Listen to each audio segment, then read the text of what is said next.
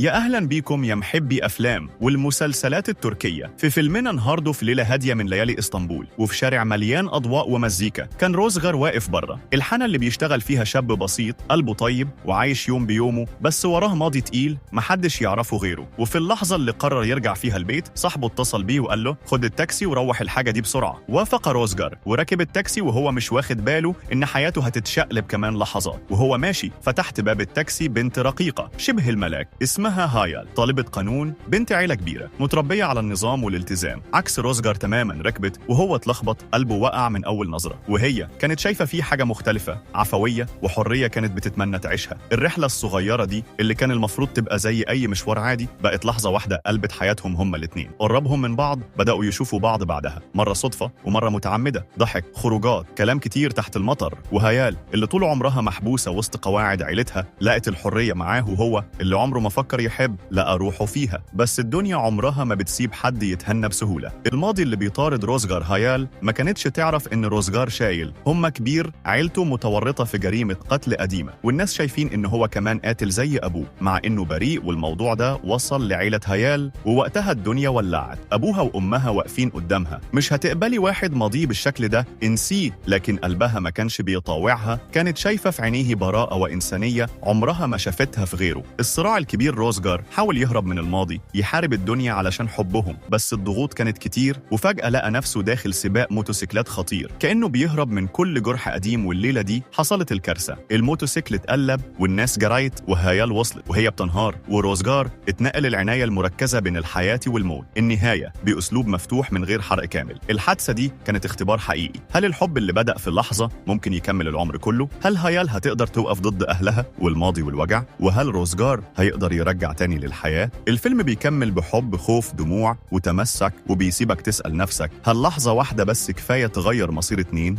ما تنساش تدوس لايك وتشترك في القناة عشان توصلك كل ملخصات أفلام أول بأول.